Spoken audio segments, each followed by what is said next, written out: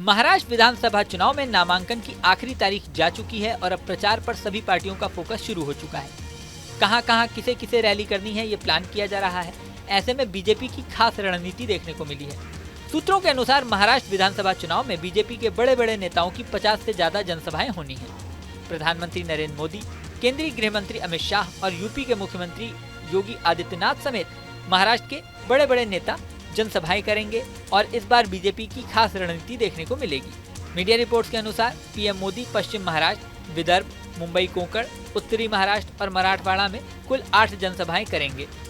UP के CM Yogi Adityanath 15 रैलियां करेंगे।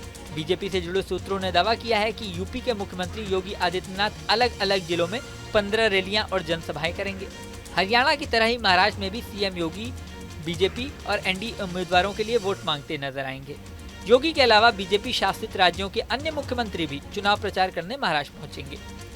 सूत्रों ने दावा किया कि महाराष्ट्र में अमित शाह की 20 रैलियां होंगी, केंद्रीय मंत्री नितिन गडकरी की 40, डिप्टी सीएम देवेंद्र फडणवीस की 50, बीजेपी के प्रदेश अध्यक्ष चंद्रशेखर बावनकुले की 40 रैलियां होंगी। इसके अलावा स्थानीय नेताओं से भी रैलियां करवाई जाएंगी।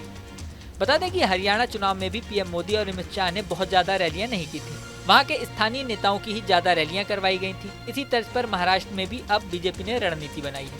हरियाणा में बीजेपी के उम्मीदवारों को ज्यादा सीटें मिली और लगातार तीसरी बार रिकॉर्ड बना था। इसी तरह का प्रदर्शन महाराष्ट्र में भी दोहराने की कोशिश की जा रही है। महाराष्ट्र में एक ही चरण में सभी सीटों पर 20 नवंबर को मतदान होगा।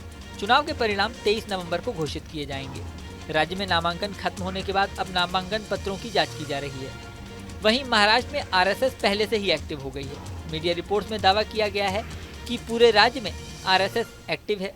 पूरे राज्य में कई टोलियां बनाई गई हैं और अपने अपने इलाके में लोगों को संदेश पहुंचाना शुरू कर दिया गया है। प्रत्येक टोली 5 से 10 लोगों को छोटे ग्रुपों में बनाकर बैठकें कर रही है और अपने अपने इलाकों में, मोहल्ले में परिवार के लोगों से बातचीत कर रही है। सूत्रों का दावा है कि संघ की टोलियां अपने इलाकों में बैठकें करती हैं, खासतौर से उन इलाकों में बैठकें करती हैं जहां भाजपा को समर्थन नहीं मिलता या कम मिलता है।